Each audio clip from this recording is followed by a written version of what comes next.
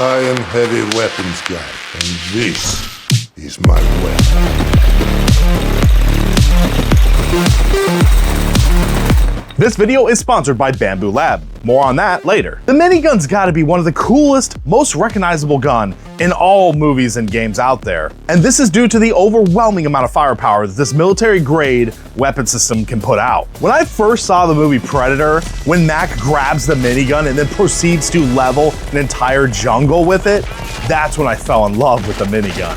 And then this feeling was solidified when I saw in Terminator 2 when Arnold laid waste to an entire fleet of police vehicles. These are just iconic movie scenes involving the minigun. And because of this, it's no wonder that toy companies tried to make minigun toys. In particular, Nerf made the Vulcan. Now, the Vulcan didn't have the traditional spinning barrel, but it definitely was chain-fed and had a large and in-charge feel to it. It's safe to say it was inspired by a minigun. Now, a more recent minigun design is the X-Shot Insanity line known as the Ragefire, and this is straight up a minigun. It's got the rotating barrel, it takes chain, and it's just epic. And of course, we got some honorable mentions out there. We got the Busby Overlord, which seemed like a little minigun thing. It doesn't have a rotating turret, but you get the idea. Now, all these blasters, although they might feel like a minigun, I can assure you none are as close to the real thing as this. And in today's video, I'm gonna show you why.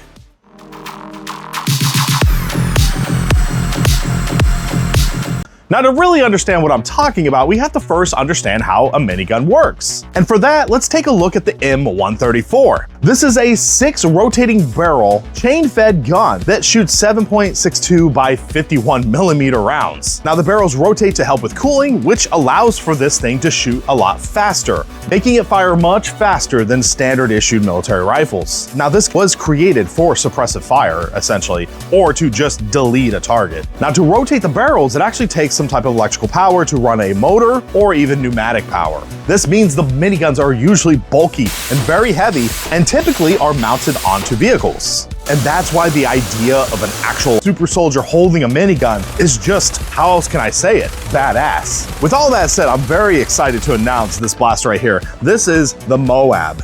And I was given the opportunity to print and assemble this blaster. Now, the Moab is from a very intelligent designer, engineer that goes by the name Gatling Tommy. And this is a passion project of his that he's been working on for years now. So I'm gonna go over why, in fact, this right here is closer to a real minigun than anything we've ever seen before.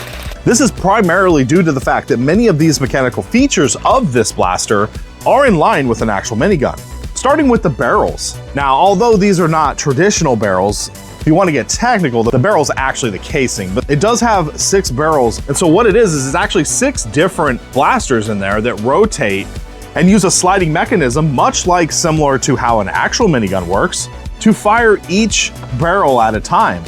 So as it spins, it fires out one location, resulting in a super high rapid fire rate. And also, much like a real minigun, the back is driven by a motor, which actually has a gear reduction in here, which makes this system have a tremendous amount of torque. And I know this because every once in a while, I'll see a dart that was a potential jam.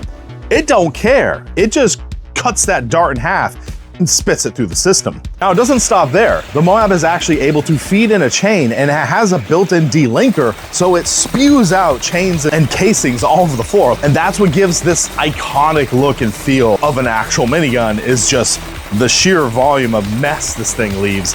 And it just looks absolutely amazing having this stuff just spew out the side of this blaster. Now, Gatling Tommy sent me this hardware/electronics kit so that I can build this from start to finish, and he wanted to know how I felt about the experience. So let's talk about it. Now, it's recommended that you build the Moab in 3 stages, which he refers to as milestones. Each milestone is kind of a core concept. It's like a principle that he's almost like teaching, which is really cool.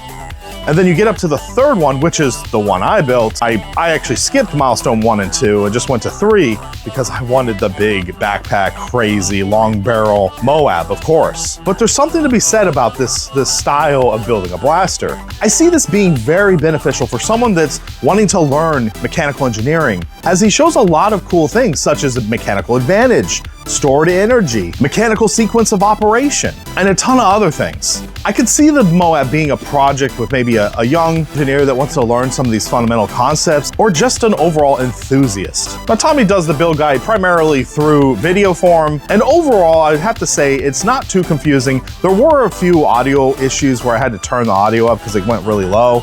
But other than that, everything was pretty clear and concise, and he does teach you quite a bit of things. He goes into detail as to why he designed certain parts the way they did, and also talks about some of his troubleshooting issues that lead to the current design of the Moab. And I just wanted to put it out there that this is a very large project. It's going to probably take you multiple days. If you were to sit and build the entire thing in one day, it'd be pretty exhausting, to be honest. Overall, I have to say the design is very well designed. You could tell there's been a lot of thought that went into the placement of things. It's very intuitive. I could almost assemble it without a build guide, but the build guide definitely made it a lot easier. Now, one thing that I'm a huge fan of is that Tommy actually took all the files that you use to print and put them into a 3MF. Now, a 3MF is a Bambu Lab project file. And essentially, now you don't have to worry about the orientation of each part. You don't have to worry about building the build plates. He's done it all for you. So printing the Moab was actually a breeze. I mean, aside from it taking 2 to 3 weeks to print, but besides that, he actually helps a lot by laying all the parts out for you. Now, this is so great because many people at this point have a Bambu printer. Bambu printers are the best printers on the market right now. And this is a great time to talk about this video sponsor, Bambu Lab. Now, for this epic project, Bambu actually sent me out an H2D and a ton of filament to help print the Moab. Now, even though the build plates were set up for an X1 printer, they actually worked perfectly fine with the H2D because the H2D has such a massive build plate that you could fit an X1 build plate within the H2D, so it just kind of worked. And after printing for a few weeks, I have to say I absolutely love the print quality of the H2D. Its user interface is super easy to understand, much like all the other Bambu Lab printers. And one thing I really like is with the AMS, if you use Bambu filament in the AMS, they have like a little RFID reader is actually in there, so it can basically pull all the filament settings and you can print beautifully every time. Now, I've done years of printing with Bambu Lab printers, and I'm gonna be honest, I haven't really used a lot of their filament. So this is kind of a nice little added feature to see them incorporate that into their spools. Again, I want to give a huge shout out and thank you to Bambu Lab for sponsoring this video. I'm blown away that they sent me such a cool printer, and the filament's just been a dream to work with. Now, if you'd like to support the channel and what I do here, please use the official DrFlux Bambu Lab affiliate link. By doing so, a little money will come back to the channel, and quite frankly, I gotta say it, YouTube is not paying hardly anything at this point. Over the past couple years, I've seen AdSense just kind of drop down to nothing. And that's why it's so critical that companies like Bambu Lab and others reach out and help influencers like myself to help fund these videos, because they do take a lot of time, energy, and money to produce. And with all that said, let's jump right back into talking about the Moab. Now, I know many of you by this point probably want to run out and just grab a kit and get started on printing your Moab. But before you do that, there are a few glaring issues with this blaster. First off, the Moab is not necessarily a high-performance blaster in the traditional sense of shooting far, hard, and accurately.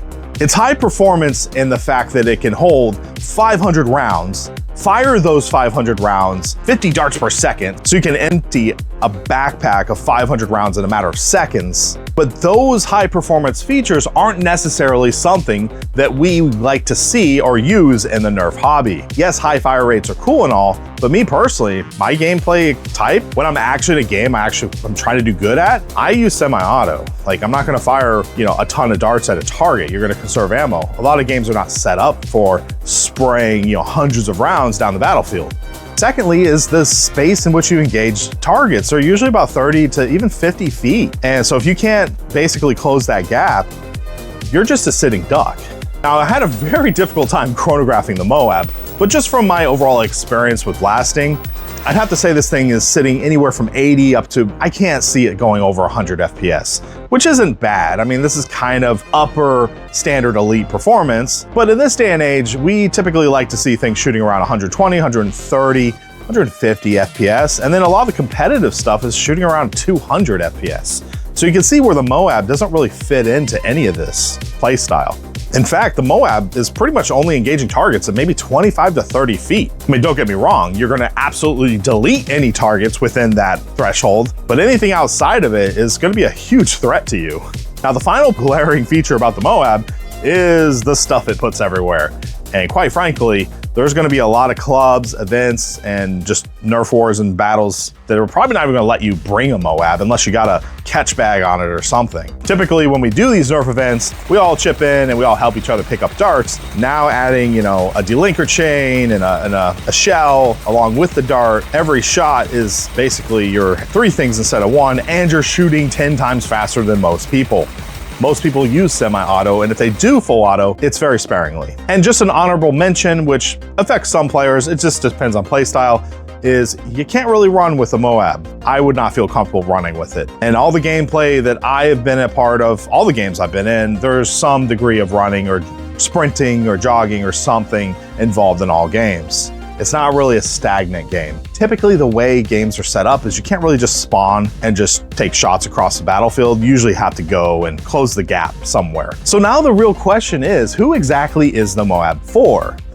And I have to say the answer is for the tinkerer. It's for the engineer, the people that have a passion for how things work and building things and putting stuff together and kind of just appreciating, you know, all that goes into a project like the Moab. I could see just a person that's a gearhead that, you know, is fascinated by the idea of a minigun. And obviously for many people out there, we can't just go get a minigun and look at it. So this is a good opportunity for people to see how it works. Personally, I can say that the Moab is probably the most interesting and cool blaster I've ever built. And I've built hundreds of blasters, and this is top 10, maybe even number 1. It's really cool. So personally, do I think it's worth it? Of course. I think that the current amount for what you can get a Moab for, to put it together, print, and build it yourself, me personally, I think it's worth that experience. And because of that, I want to thank Gatling Tommy for sending in a kit for me to take a look at and build around. It's been an absolutely great experience. And if you would like to support Gatling Tommy and what he's doing with the Moab project, he actually has a Kickstarter up and running. And last time I checked, it was doing extremely well with almost $250,000 pledged, and he pretty much almost instantly hit his goal of $13,000. And I'm quite frankly really happy to see that Kickstarter do so well, because I know the amount of dedication and work Tommy put into this project. There's so many little tweaks and little quality of life things he did. For instance, there's like an entire bed of tools for the Moab, you know, just little helpful things. They're not really critical, or it's not like you can't build the Moab without them, but it's just basically quality of life things. He describes how he like moves stuff around and makes it easier for assembly and more intuitive.